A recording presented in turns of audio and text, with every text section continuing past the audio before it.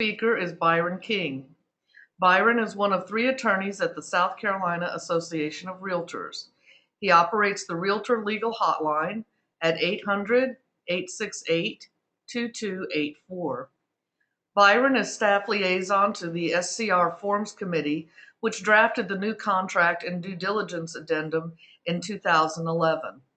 He's also the staff liaison for the Legal Action Committee, which supports realtors in lawsuits, the Housing Opportunity Committee, which designed the realtor license plate available at the South Carolina Department of Motor Vehicles, and the Issues Mobilization Committee. Thanks, Byron, for discussing the due diligence addendum with us today.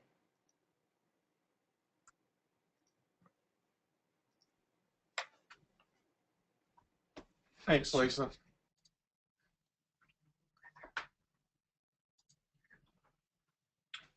Thanks, Lisa. Byron King in Columbia, South Carolina, with the South Carolina Association of Realtors. Thanks for the Coastal Carolinas for inviting me on to your webinar today. Thanks to Laura Crowther and Kathy Williams for the invite, as well as Lisa.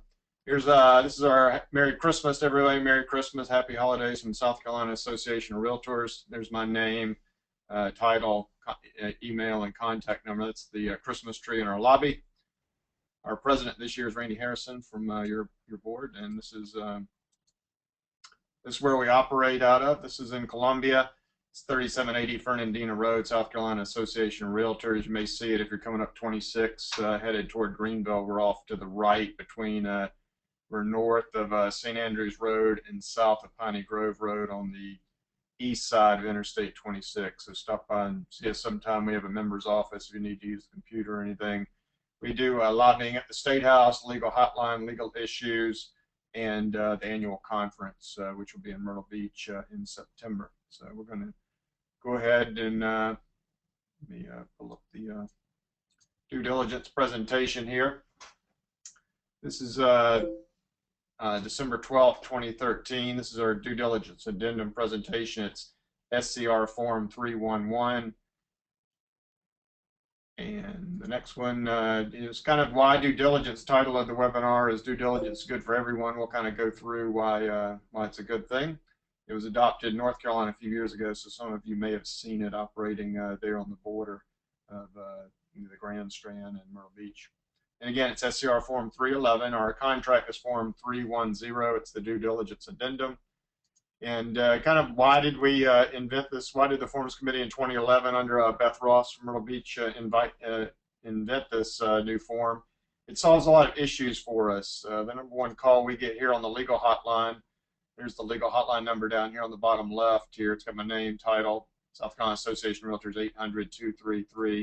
800-233-6381. Cell phone's 803-269-8050. And email is Byron at screaltors.org. Probably the #1 call we get, email and call from realtors, is earnest money disputes. We get brokers in charge calling the association, and they've got a dispute between the buyer and the seller of earnest money. And there's a couple ways to handle that, but due diligence would solve a lot of that. We can go through that as we get to it. The other thing was the unauthorized practice of law issues. We had a realtor recently arrested for the unauthorized practice of law. Unauthorized practice of law is a felony crime. It's against the Realtor Code of Ethics and obviously against the license laws for real estate licensees. And drafting legal documents for third parties without a law license can be considered the unauthorized practice of law. And we'll talk some more about that as we go through. So earnest money, unauthorized practice of law. And the other #2 call we get here at the association on the old contract, or even the current one under the repair procedure, arguing if a repair is seller required or not required. Basically, a lot of times arguments, is it structural or not structural? So due diligence solved all 3 of these issues in 3 birds with 1 stone kind of thing. So we'll talk about those here. And let's talk about earnest money disputes. So in an earnest money dispute, if you haven't had one, you're going to have one. Deal falls through, and you're trying to get that release signed so you can disperse the money, and the seller and the buyer refuse. Well, the buyer usually signs it. The seller refuses to sign it because the seller wants the money. With the due diligence addendum attached to the SCR contract, the due diligence addendum takes the place of the repair procedure. So when a buyer terminates under a due diligence, and due diligence kind of simplified, there's a time period the parties agree to where the buyer can look at the property and decide to terminate for any reason by paying a termination fee to the seller. So under due diligence, buyer terminates, pays the pre-agreed termination fee before the pre-agreed deadline, and gets the earnest money back.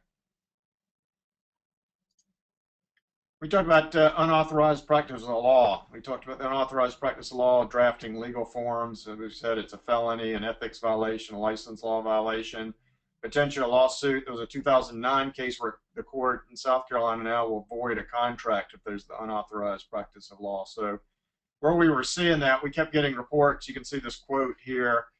Contract is contingent upon buyers' 100% satisfaction with their home inspection. So we had realtors handwriting or typing that in, and we were concerned that that might turn into somebody accusing the realtor of practicing law without a license by drafting language. So we, because it's becoming so widespread and being taught in some sales schools, we decided, hey, due diligence will solve this this issue for us. And then finally, we talked about earnest money and unauthorized practice of law. It also solved the argument about, is it a required seller repair? Basically, parties like to argue if something was structural or not. So you no longer have to, do parties argue about a repair? Is the seller paid repair or not? Because under due diligence, everything's negotiable. All repairs are negotiable, including the price, because the buyer at the end of the time period could terminate and move on to a different property. So the parties either during this due diligence process, during the due diligence time frame, the buyer inspects the property and starts negotiating repairs and price with the seller. If the parties agree to repairs and or price changes, those are incorporated in writing into the contract, and everybody moves forward toward closing. And kind of, I'll take questions during the thing. You can type those in, or I'll stay on the webinar as long as it takes to get these questions answered. If you have a private or a question you have later, of course, my contact information is down on the bottom left of the screen. And we'll talk about, who likes due diligence. I think everybody does, but we've had a few detractors, and we'll talk about that. The first group is sellers. Why do sellers like due diligence? It gets lukewarm buyers out of the way faster. What we get calls on the hotline is that buyers change their mind, or they get cold feet. They don't like some sort of repair with the property, so the property needs a foundation repair or termite repairs, or was repaired from a big fire in the past, and the buyers get kind of nervous about some of those major repairs. And so buyers, what they will do is look for other loopholes to get out of the contract, drag the transaction, months toward closing, and then finally not show up at closing or try to wiggle out on a loophole. This due diligence, the parties agree to a time frame, and we get a lot of feedback from the Rock Hill realtors who are comfortable using the North Carolina due diligence addendum, and they're seeing longer due diligence in North Carolina, but ideally you want to see it, 10 to 20 business days, kind of, basically the same time frame that you're using now under the repair procedure. And the idea is, hey, at the end of that deadline, the seller is going to know, is this buyer going to closing or is this buyer going to walk? So sellers like it because it enables them to get lukewarm buyers out of the way so they can focus on other buyers. You get the property back active on MLS, you get some money in your pocket as a seller, so you don't get dragged weeks and months into the transaction before the buyer does not buy. So why do sellers like it? It gets those lukewarm buyers out of the way. It gets serious buyers in place. You get it active on the MLS to get your showings back up, instead of letting a lukewarm buyer, waste your time and keep you not active in the MLS, where some of these serious buyers might not even see the property. So we got lukewarm buyers, get them out of the way faster, get serious buyers in, so sellers like both of those. And the feedback we get is sellers rarely sue buyers for walking. So at least under due diligence, the parties have agreed on a termination fee, and the seller would get some compensation for that time frame that the property is, tied up in contract and not active in MLS. And buyers, why do buyers like it? Well, buyers like it because it gives them freedom and control. They've got the ability to look at the property and change their mind or negotiate price or any repairs. And most buyers think they can do that anyway, even though that's not how the contract's written. A lot of buyers think they can do it anyway. So it puts into place what your buyers probably think they can do anyway about negotiating repairs and price, or if they see something they like better, they can go buy that. Or if they get cold feet, they can just terminate for earnest money and not get sued. So they think they can do it. This basically makes it legal. So you got buyers, they got freedom and control. They think they can do it anyway. This protects them, allows them to have that unilateral ability to change their mind. And they're not stuck buying a property with repaired structure for termites, foundation damage. So under the current contract, the old contract, buyers were, if the seller is going to make a seller required repair, you're still in contract. So buyers would be stuck buying a property. Maybe they weren't comfortable with that type repair. Due diligence solved that issue for those buyers. And then listing realtors. Why should they like due diligence? A lot of the reasons that the seller likes it. It gets the lukewarm buyers out of the way faster, so you can get that property back active in MLS and find serious buyers and close. And of course, you get to close, you get paid. And then similarly for buyer agents should like it because for a lot of the reasons the buyers like it, but it gets lukewarm buyers. Your buyer client's lukewarm on a property. Maybe there's another property they will be hot about and close on it. So you can get them out of that deal and get them pointed to something they're going to close on. And of course, you close, you get paid. And then kind of which is better. Here's kind of one thing during the classes that one of the realtors pointed out. Under due diligence, you just worry about one thing, and we'll talk about that. And under the current contract, the repair procedure, there's 13 things to worry about in the transaction. So due diligence, you got a time frame for the buyer to inspect the property and make negotiations on price and repairs. And there's one deadline to worry about. You just worry about making that deadline. And by that deadline, you either need to have a contract, maybe you agree on repairs and or price changes, and or you terminate. So there's just one date for the realtor and the buyer to worry about. Under current contract, you guys are aware of this. There's 13 things to worry about. First of all, instead of one deadline under due diligence, you've got 4 deadlines. You've got your inspection date, and then you've got to get a repair request to the seller within 2 business days of that inspection date. Under the old contract, it's 48 hours. And the seller replies back to the, so you've got an inspection, so you want the roof leak, so you're going to ask for that fixed, and so you're going to ask for a screen to be replaced, screen door to be replaced, something's wrong with the screen, it's torn. So seller doesn't have to fix the screen door under the contract if it's not due diligence. So the seller's got, and the parties agree, that's why it's a blank here. The parties agree in the contract how many days the seller needs to get a roofing contractor out there and decide on, is the seller going to be able to afford or willing to make the repairs to the roof? And the seller could say, I'm not fixing the screen door, it's not a seller required repair. So you got inspection date, you got 2 days to get the repair request to the seller, and then you've got to predetermine, the parties have agreed to this date for the seller response based on, it's basically a blank because in some markets, contractors may be busier than others. It may take longer to get a contractor out there than others. So that's the parties decide on those number of days. And then after the seller replies, so the seller says, hey, I'm not going to fix the roof leak, which is a required repair. The buyer's got a decision to make. They've got 2 days to make that. The buyer decides, hey, do I want to terminate, get earnest money back, or do I want to negotiate, maybe try to come up with something, or do I want to buy it as is kind of things.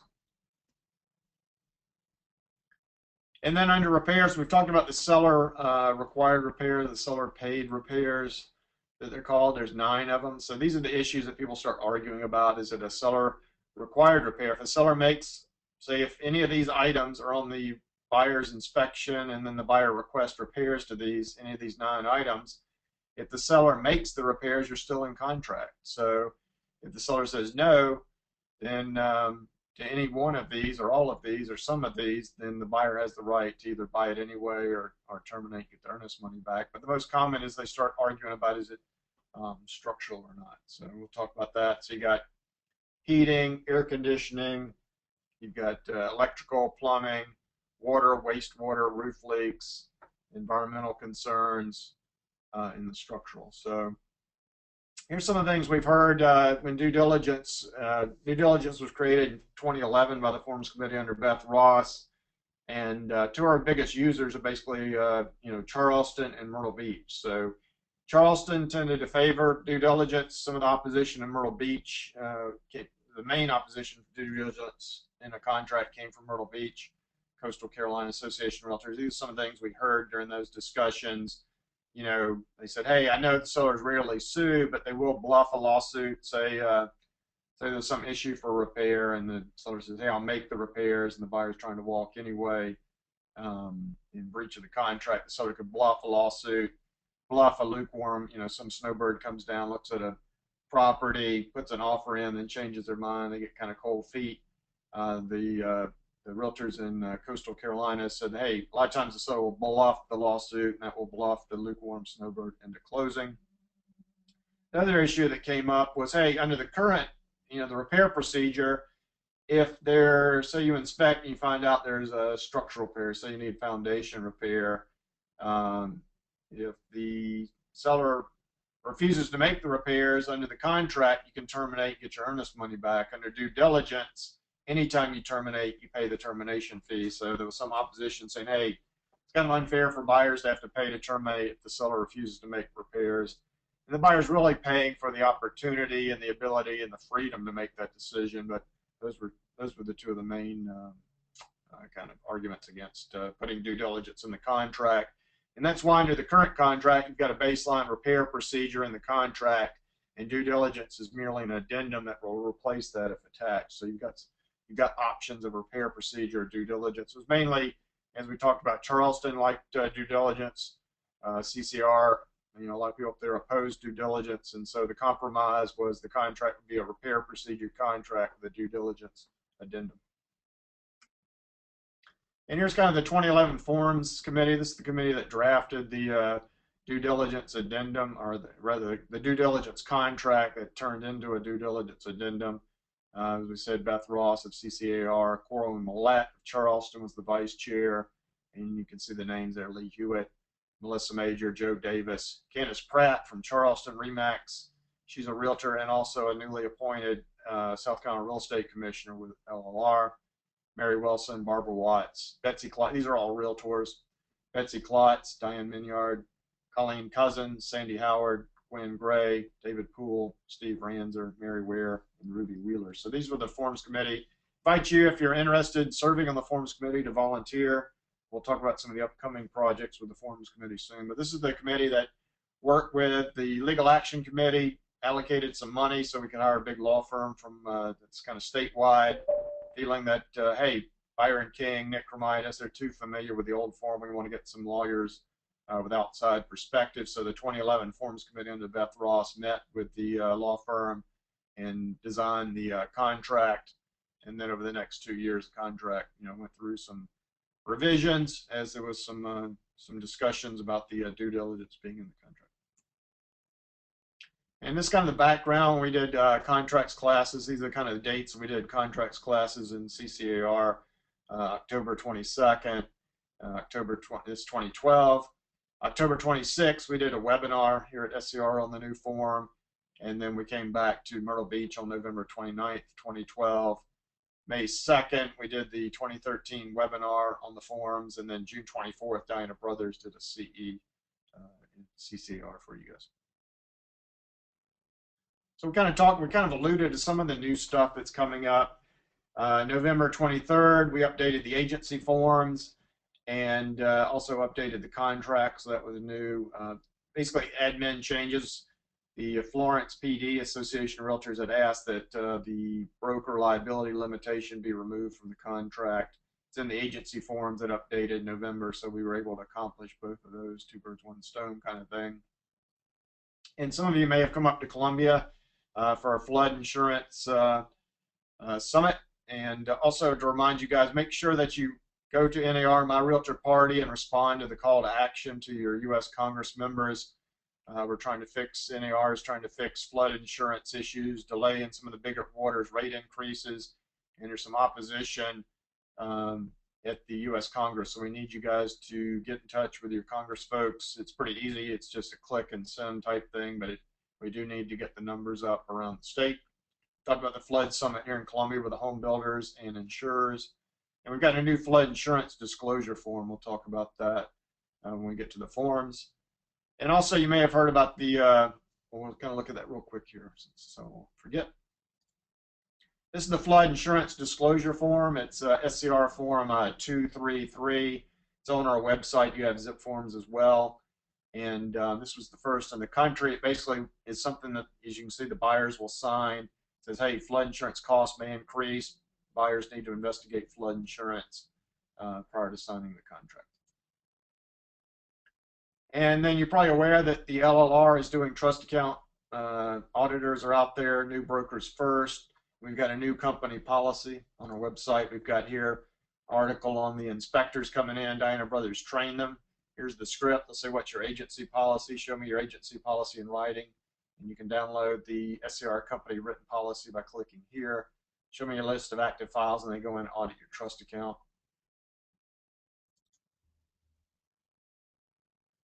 And this is the new company policy. And this is our website here. You can kind of see you can pull up forms pretty easily. And this is loading up here, but it's a two-pager. It's your company written policy, and it's designed to comply with the auditors with license law. So it's a new 2013 company written policy. And a couple new forms. We've got a release or disbursement form. So we've got the thing you're familiar with, the 518. This is the release. Basically, hey, contracts, you know, the deal's down, and the parties are releasing earnest money here. They sign that. Basically says nobody's going to sue anybody, and the parties and the brokers sign it. We had some requests for a new form where you could just disperse the money. Parties could still sue each other. And this is that form. This is the new 517. It basically says, hey, give the earnest money to so-and-so and so-and-so, but it still enables people to sue each other if they want to. And then another new form was a reject and solicit offers form. This was a request from I think Charles, I think Candace Pratt actually asked for this, but it basically is a thing where you've got a seller, hey, I reject all the buyer's offers and I invite you to submit new offers. Hey, you might want to include some terms like increase your price to $200,000 instead of $150,000. And also can be used for multiple offers. If you get multiple offers, markets get hotter now. Multiple offers, you basically say, hey, we got multiple offers, bring your highest and best by this deadline. Seller may accept one, counter one, or reject them all type deal. That's kind of the new stuff. And then newer stuff, I need some volunteers if you're out there and interested in Forms Committee. The new condo residential contract will be coming online in January. Next in the queue, we're finishing up the leasing forms. Need volunteers if you do property management. There's my contact information. Oops, sorry about that. And next we'll do land sales forms. If you'd like to volunteer for that, we can use your help. And then finally, the commercial forms will be updated. We can use some volunteers if you're a commercial realtor. And then some issues kind of related to due diligence. We talked about the realtor. We talked about unauthorized practice of law, but there's actually a realtor arrest in the upstate for the unauthorized practice of law. His case is still pending. Luckily, it doesn't involve the standard forms, because our biggest fear is a realtor gets arrested for, filling in blanks on a contract, maybe handwriting some sentences, typing some sentences in there. Lawsuit comes up about, somebody's in breach of the contract, buyer breaches contract. Well, one of the defenses the buyer's attorney might raise would be, hey, the realtor practiced law without a license by filling in blanks on the contract. By this case from 2009, contract is void. You can't sue my buyer client.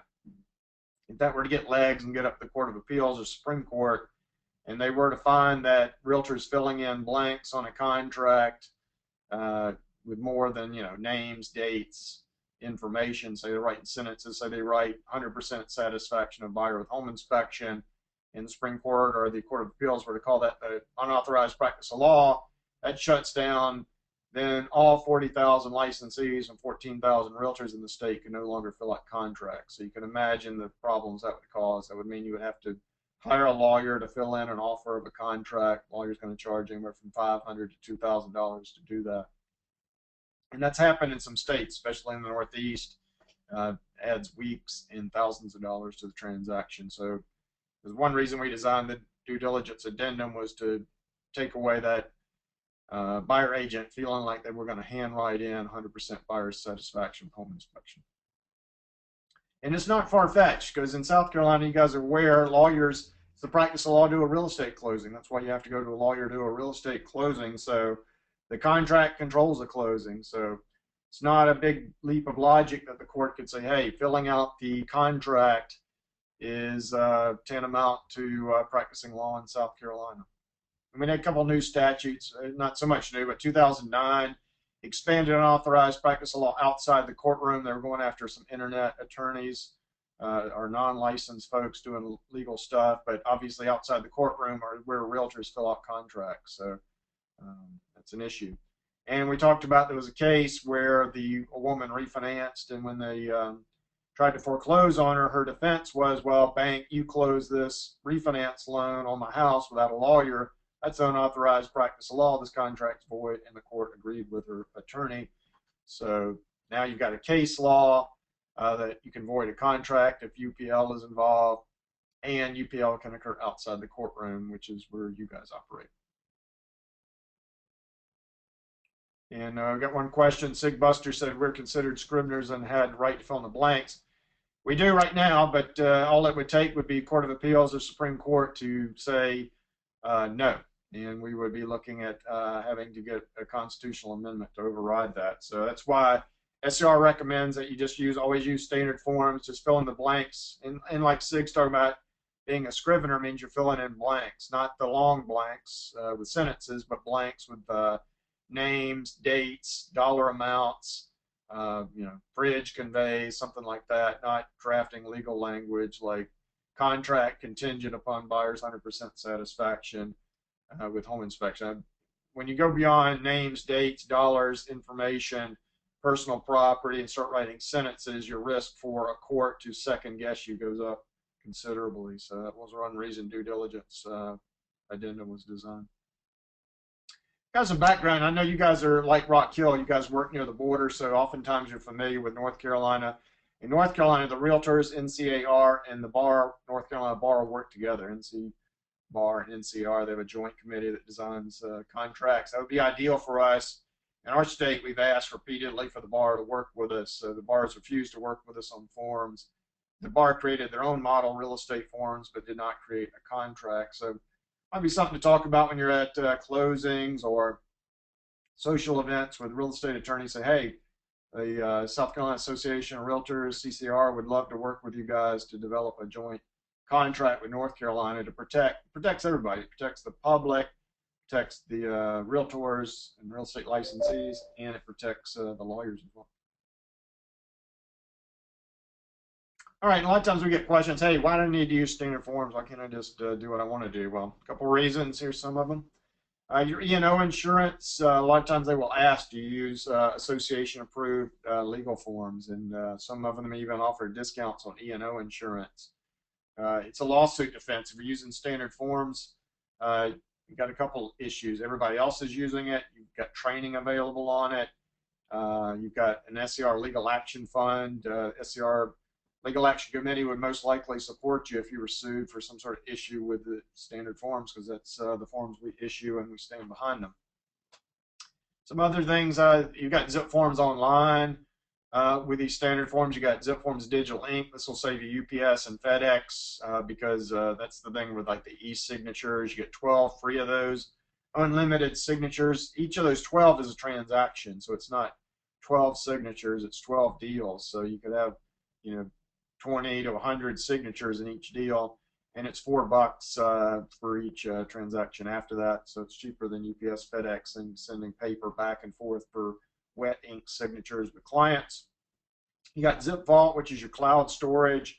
You got Zip Mobile, so you can operate mobily your smartphone and your tablet device. Parties can sign with their finger on your tablet device. Pretty cool.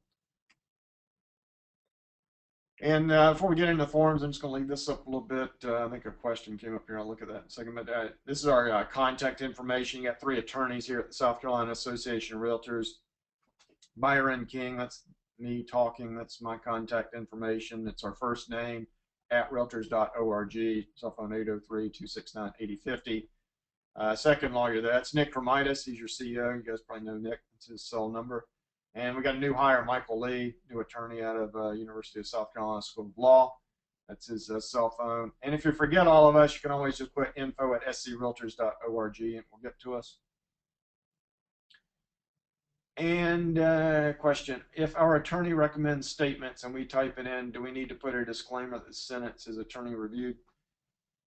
I would at least have an email or something from that attorney where he said, hey, I reviewed it. Just, you're talking to a lawyer, so you want something in writing to, in case somebody changes their story. Hey, I never told that realtor to put that in there.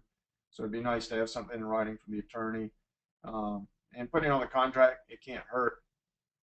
If you wanted to add, hey, this sentence is reviewed by Attorney Smith or something like that, it's fine. But as long as at a minimum, I would get something in writing or a voicemail. You save the voicemail where the attorney says, hey, write this into the contract, because that's going to be kind of your stay out of trouble card.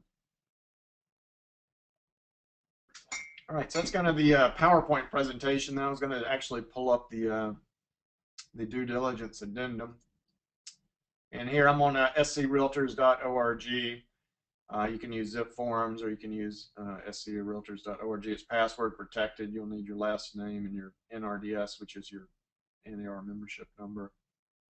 And you just go into services and then you drop down to zip forms, standard forms, and you'll see something up here. Then you'll get to the, here's the website. So, and you can see here we got Zip Forms Plus just came out. We've had a lot of issues with Java. Zip Forms Plus will correct that. Leadership SCR, we encourage you to join Leadership SCR and get some training in leadership. That's coming up.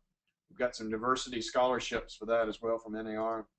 But these are kind of your headlines. We got a new tech helpline. It's a good service. It's out of Florida. You can see there the phone number and the 877-573-5607 techlinehelp.com. They can help you with anything, smartphones, computers, laptops, tablets, websites, stuff like that. And Zip Forms Plus is a good thing. But anyway, come into services, then you go down to Zip Forms and standard contracts. You get this page, and then you scroll down, you can see all the forms right there, and then you just click on whichever one you want. But at any rate, so I came down, I said, okay, I want 311. That's 310 is the contract, 311 is due diligence addendum, 300 is the residential/condos form. They'll be updated probably in January. Zip Forms is working on that now. And so I'm going to look at 311.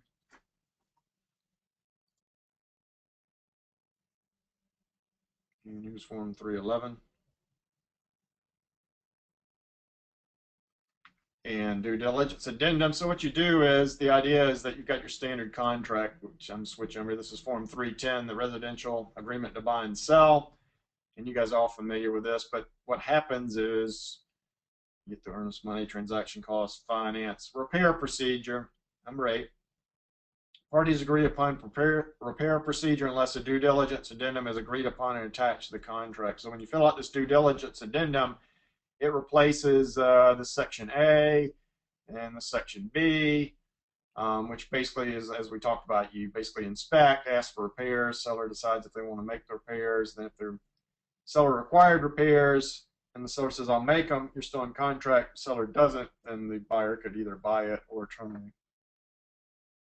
And you can see the bold here. It says if a due diligence addendum is signed, dated, and timed by all parties, the parties agree that this language in this due diligence addendum shall replace the repair procedure language in this section, and the parties agree this transaction shall be conducted in accordance with the due diligence addendum, which grants the buyer a unilateral right to inspect the property and terminate for any reason with written notice and payment of a fee in a period.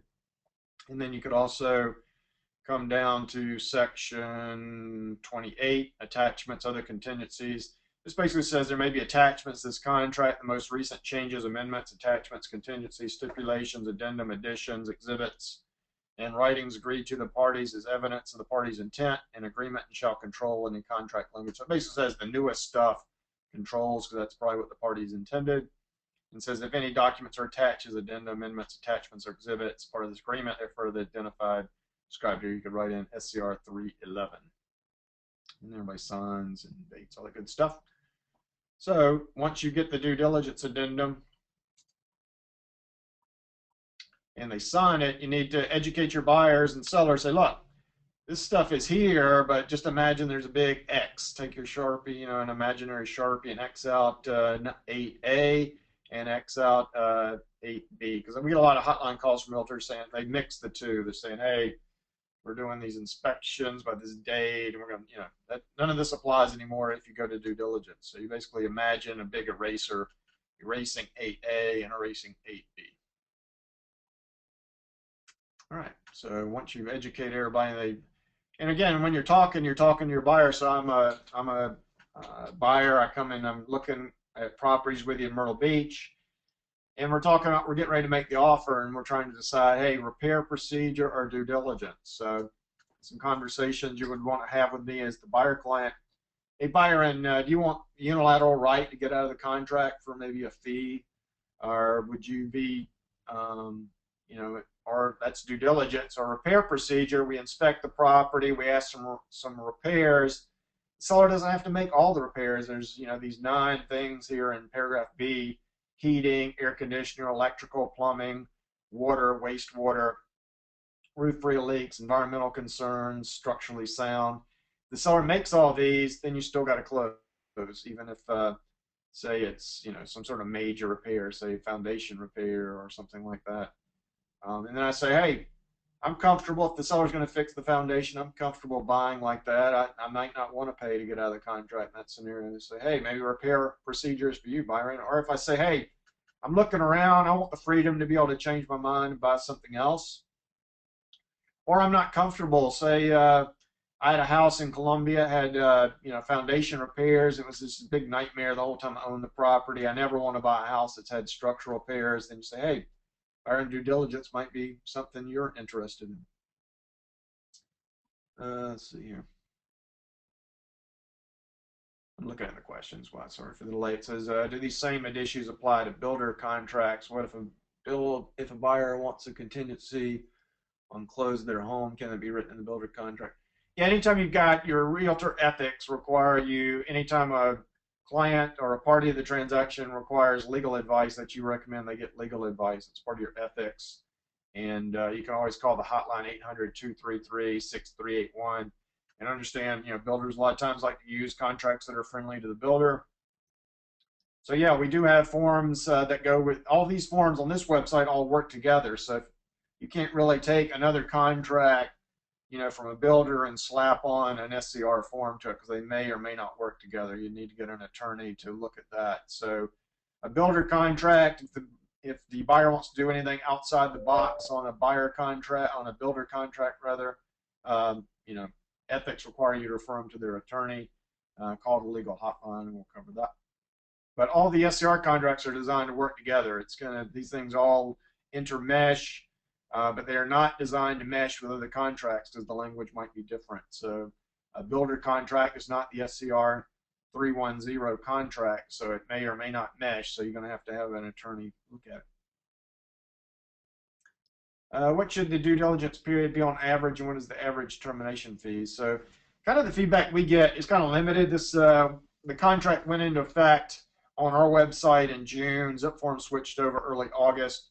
So we've only got a few months of you know, due diligence addendum being out in the field, and a lot of agents and buyers and sellers are, you know, kind of reticent about using it, I think, sometimes. But so a lot of our feedback comes from North Carolina. And here's the thing on termination fees is it depends on the market. So what North Carolina was talking about in the Charlotte area, what the Rock Hill folks were saying in Charlotte happened was, hey, for a while, it was a buyer's market. Sellers couldn't get any bites, any nibbles on their property. You know, buyers were hard to come by. Sellers were desperate and would take anything. And we had termination fees that were $100 or $0. So, and that's in, you know, when the buyer controls and the seller's really desperate. About a year later, you know, in Charlotte, they hadn't been building a lot of homes. A lot of people were moving in. It had shifted from a buyer's market to a seller's market. You had multiple offers, and sellers were more picky. So the termination fees went up, $500, $1,000, $2,000. And so it depends on the market. The other thing also is, hey, the longer the due diligence period, maybe the seller wants to increase that dollar amount for the termination fee, because that really is compensation for the seller, having buyers bypass the property, because you guys are all aware once it comes off of active and MLS, your showings drop. And so that whole time you're under this due diligence addendum, you may be bypassing some more serious buyers, so you may want to consider the fee. The fee is negotiable, so depends on the market, depends on the buyer's situation, depends on the house, the property. The idea of the due diligence period in South Carolina is different from North Carolina. North Carolina threw everything into due diligence. Finances in due diligence, appraisals in due diligence, termites are in due diligence. So because finance is in there, North Carolina sees these super long due diligence periods, which a lot of people don't like, because you can get deep into a transaction the buyer could terminate. So the Forms Committee in South Carolina didn't like that, said, hey, let's shorten this due diligence period. We want it to be about the condition of the property or buyer changing their mind. So you want to try to do it where it's similar in time frame to this repair procedure, which typically we hear at the association 10 to 20 business days for these repair procedures. So that might be a good thing for due diligence as well. It's all negotiable for a time frame, but because finances runs all the way to closing, the buyer's protected, you don't need a super long due diligence period. The appraisal is outside the due diligence period, so you got a chance to go ahead and do your home inspection, structural inspection, septic tank inspection, environmental inspection, roof inspection. Get all that done, make sure the house is going to meet your standards before you spend that $500, $800 on an appraisal. So the appraisal can come later.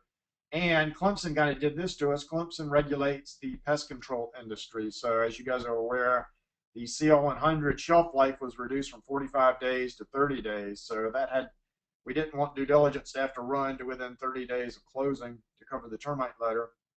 So that's also outside of due diligence. So to answer your question, we've seen everything from $0 to thousands of dollars for a fee. And for the time period, think of this as about the condition of the property. So it should be about the same time frame that you're using on repair procedure, that you've been using on the repair procedure for decades under the old contract. Should be similar to that. Is due diligence still applicable in a case where a property is sold as is, such in bank-owned properties? Kind of REOs, the feedback we get is banks kind of do what they want to do. They basically run the show. So they may or may not accept an offer with a due diligence addendum. But if you did have an offer that was accepted and you had a contract with due diligence, it would apply to anything. You would have a due diligence addendum, and it would enable the buyer to look at the property and decide, hey, do I want to buy it or not? And really, due diligence replaces our as-is on the contract, because that's really what buyers think. They always think, hey, even on as-is, buyers always thought they could go kick the tires on the property and decide to go or no go. So it's really rare you would have a buyer willing to just buy something pig in a poke style. So due diligence is a good replacement for as-is on any transaction that you're trying to do as-is.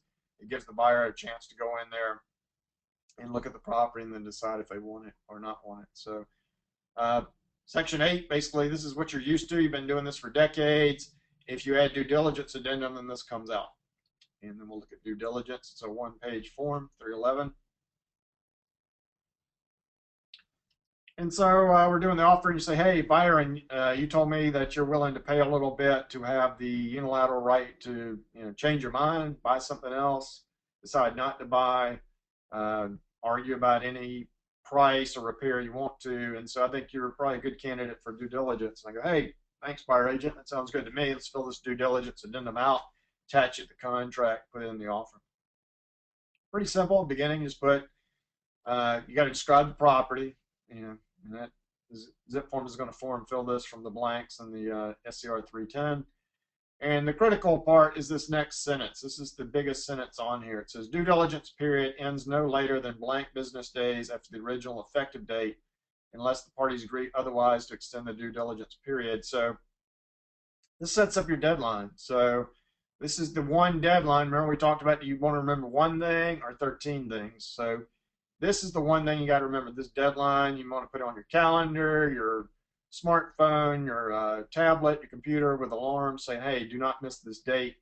And then, hey, Byron, what's business days? What's effective date? Well, it's referenced in the contract. This is why you got to use our contract with this. It doesn't mesh with other contracts because, like we talked about. So this is the contract, SCR 310. And here's our definitions. Effective date is the final date upon which a party in negotiation places the final and required signatures and/or initials and date on this contract and delivers notice to cause the contract to be binding on parties. So deliver notice, it's signed, sealed, and delivered. So it talks about that here right above the signatures. 29, notice and delivery. Notice is any unilateral communication, and lists them all, from one party to another. Notice to the broker representing a party is deemed notice to the party. They have to be in writing. That can be in paper writing or electronic writing. And they're effective on the delivery date to the notice, email, fax written below, and awareness of receipt of the broker. So here's the notice address. So Byron, I'd probably put my buyer agent contact information, then buyer agent address, buyer agent email, buyer agent fax number. And so anything in communications have to be in writing, have to be signed, sealed, and delivered. And you got to know about it. So say the listing agent accepts our offer and they email it back to my buyer's agent. That's not enough. The buyer agent has to know they received it. So if you're a listing agent, maybe you email it, you call them up and say, hey, buyer agent, my client just accepted Byron's offer. It's in your email box. Now you got it signed, sealed, delivered, and awareness of that receipt. And that covers effective date. And then business day is basically work days. And it starts a 24-hour period, Monday, Tuesday, Wednesday, Thursday, Friday, beginning at 10 a.m. And you count it from 10 a.m. the first business day. So if we sign the contract today, it's December 12th, 2013. Tomorrow is a Friday, so tomorrow at 10 a.m. would start counting your business days from December 13th, 2013 at 10 a.m. counting forward. Calling the appropriate date, be that the effective date, the closing, because some of these other things in the contract talk about business days, so it talks about all. But for us, effective date starts counting for the due diligence. And business days shall not begin, end, or include any Saturday, Sunday, or federal legal holiday. So you're always going to expire on a work day at 10 a.m. You'd always have a chance to get in the lawyer's office or the brokerage office and take care of things. And one more question, if damages occur after due diligence, what protection does the buyer have? That's a good question. So that's covered under the casualty section of the contract. 15 talks about if there's fire, casualty, hurricane, or fire, talks about what happens there. Basically, the buyer could still buy it, say the seller gives them the insurance money, or the buyer could terminate and get the earnest money back. That's basically what we've been doing for a while. In 311, so during the due diligence period, the seller agrees the buyer can choose any of the following. So I'm going to start doing all my inspections during the due diligence period. And you got to kind of be a professional. So you know this deadline. You just remember one deadline, which means you got to get your inspections in. You've got to give the repair request to the seller, give the seller enough time to get their contractors out there, because the seller, you want to evaluate, hey, how much is this repair going to cost me? And can I afford it, one thing, or B, do I want to afford it for another thing? And then you could basically negotiate with the seller for repairs and price changes, proceed under the amended contract, or say the seller refuses to make the repairs, but you say, I still want to buy it. This is my dream house. It's a good deal. I'll buy it anyway. I could say that the seller's trying to move me out of the way. They want to sell it to somebody behind me with a higher offer. They might say, hey, Byron, I'm not making those repairs. I'm not fixing the roof leak. I'm not fixing that screen door. Say, hey, that's cool. I'm going to buy it anyway, and proceed to closing. Or for any reason at all, no good reason, any reason, I change my mind. I don't like buying a house that had a roof leak. I'm mad about you not fixing that screen door, whatever. I could terminate the contract and by writing with a notice of termination, we'll talk about here in a second, and pay my fee.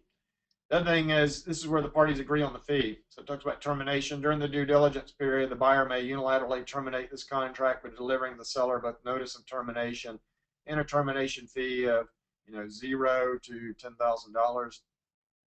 USD is US dollars defined in the contract good funds. Termination fee paid to seller. So you've got to get the notice of termination. And this is this form 313, notice of termination. So say I changed my mind, or I'm mad about the roof or the screen door or what have you, and I'm terminating. I use this form 513, notice of termination, fill it in. And so you got something in writing. You could fax it, hand deliver it, email it, mail it, all that good stuff. So you got it in writing. You could use zip forms, DigiLink, send it to them. So you got writing, it's delivered, and then as soon as you make the listing agent aware of it being sent to them, they know they got it. You got it signed, sealed, and delivered, and notice of termination kicks in. You got to get this delivered by the deadline of due diligence. And also you got to pay the money by due diligence. So you got a couple ways to pay it. You can get the money over to them, check or wire. Check can't bounce. Or say you're going to use some of your earnest money. You could basically release some of the earnest money to the seller. If the seller gets the money and the termination notice within the time frame, deal's done. Any remaining earnest money gets dispersed back to the buyer, and the parties move on with their lives on other transactions. Seller finds a more serious buyer. Buyer finds something that they want to buy more than that property. And then you got to have a default setting. Should buyer fail to reach a new or amended contract, basically it turns into an as-is contract, basically meaning, seller's going to maintain the property from the effective date to closing with no replacement or repairs. So. I had a question about termite inspections not part of the due diligence period. That's correct. Obviously, if you find, say, I'm in due diligence, I crawl into the house to see a bunch of termites, I might say, hey, I want to terminate anyway, a bunch of termites on here. But because the termite letter has a shelf life 30 days prior to closing, the Section 11 wood infestation report is still outside. So say due diligence, say we didn't see any termites under due diligence, and the seller says, hey, I'll fix the screen door, but I'm not going to fix the roof. I'm like, all right, that's fine. I'll buy the house with the screen door fixed and without the roof fixed. And then, but I didn't see any termites. My inspector, when he crawled in the house, didn't see it. However, later on, my termite inspector is doing the CO 100, the termite letter, and he does find some termites. I'm like, oh my gosh, what am I going to do? My due diligence period's over. Well, you can't terminate for due diligence, but you can still do what you always do. Is you say, hey, seller, there's some termite damage. Seller, you need to fix that damage. And if the seller says, I'll fix it, then we still go to closing. If the seller says, hey, I'm not going to fix it, then the buyer could either buy it anyway, it's my dream house, or I could terminate, get my earnest money back. Or, and then some said, if you had a long enough due diligence period, maybe they overlap. So it depends on the due diligence. The thought being that typically due diligence is probably 10 to 15 business days transaction. You're probably going to do the CL 100 after that. But say you had a super long due diligence period, so you put in a 90-day due diligence period, maybe they overlap, and then I could say, hey, termites, they freak me out. I'm not going to buy that house even if you repair it. So it depends on how long the due diligence period is. But there is this kind of fail-safe so that the buyer can do due diligence, and if termites show up later, it's handled.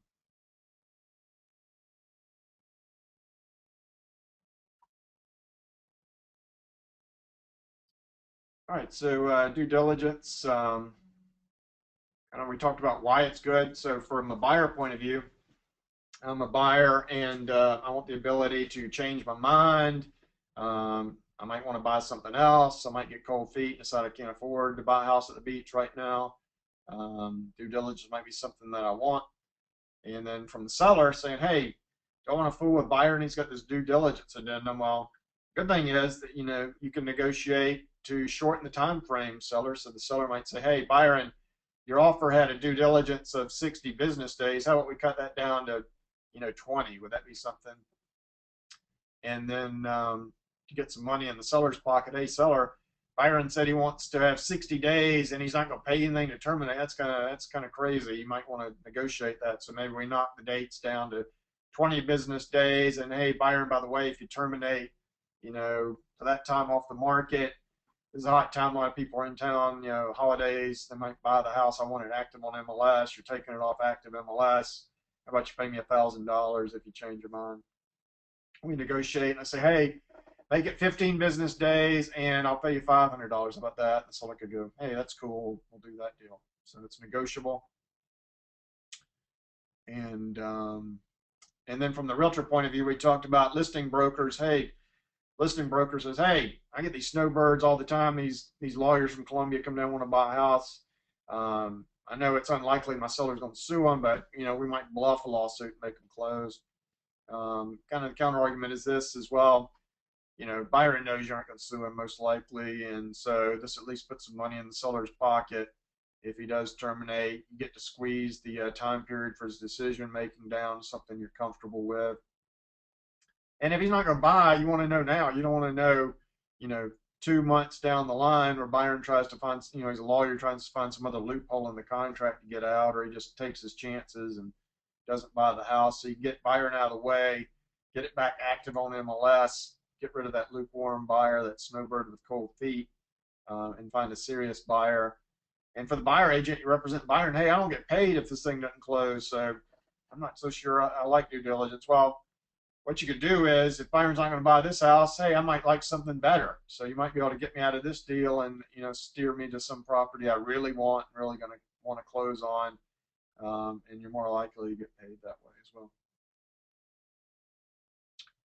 And it's talking about, can the attorney hold the due diligence money? Sure, that would be, you know, earnest money. You know, a lot of times one of the earnest money dispute resolution systems is brokers don't hold earnest money. You get everything, get the attorney holding all of it. So that might be an option too. You could have the attorney hold the due diligence money. You'd want it anytime an attorney holds money. You want to have an escrow agreement signed by the parties. It says how the money comes out of the escrow, and release the money that way. So if you use an attorney, always have an escrow agreement, written escrow agreement signed by the parties, says how the money comes out. The main thing with due diligence is you do not want to miss this deadline. So this deadline says 20 business days, and we're signing it December 12th, 2013. I'm going to get my calendar out. And so my first business day is, we'll make it 10 because I don't feel like counting to 20. So say we put 10 business days in here. So we start counting at 10 a.m. on December 13th.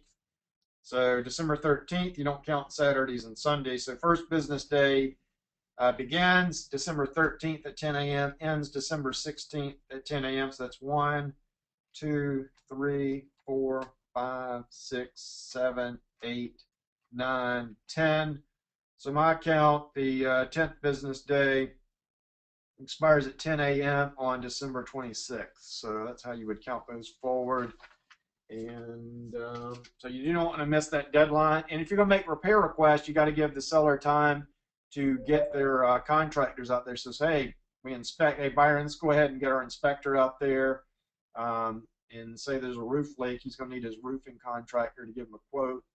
Let's give him the repair request, you know, say on day 5 of the due diligence period. So the seller's got a couple days to get his roofer out there.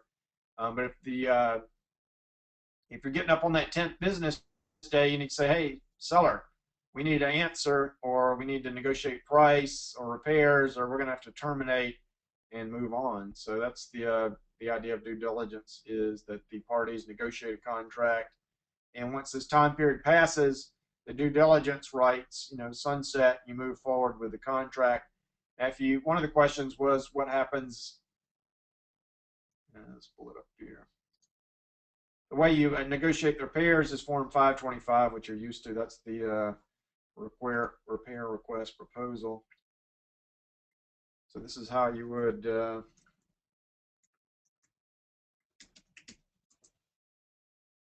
just say, we got a roof leak and a screen door repair we need to make. So we pull this up, fill this thing out. Seller's going to fix the roof leak and fix the screen door. And then it talks about buyer requests seller in a timely manner to complete repairs property in a good workmanlike manner while complying with all applicable repair laws and rules using qualified repair workers. Any repairs not covered by this contract becomes the responsibility of the buyer upon closing. Repair documents are on attached, so we attach the home inspection report maybe. And then the repair agreement, once it's signed, the seller shall make timely good faith efforts to repair, complete buyer's seller's expense, and provide reasonable time for buyer inspectors to conduct a notice seller repair inspection so seller can cure. So I got to have time to get up there and check, make sure that roof was repaired, not later than blank business days prior to closing. That's your repair deadline. Seller successfully completes the repair agreement. Buyer waives their due diligence termination rights, complies with the contract. Seller fails to complete the repair, then you got some options. Hey, it's my dream house, I'm gonna buy it anyway. Or hey, you didn't fix the roof, how about we knock $1,000 off the purchase price? Seller says, all right. Or you can say, hey, you didn't fix it, I'm terminating, and I get my earnest money back. I don't have to pay you any kind of termination fee. I just, you didn't do what you're supposed to, so I'm gonna terminate your earnest money. And upon parties agreeing this thing, the buyer waives any due diligence right to terminate this contract. Basically say the due diligence period ran past this deadline.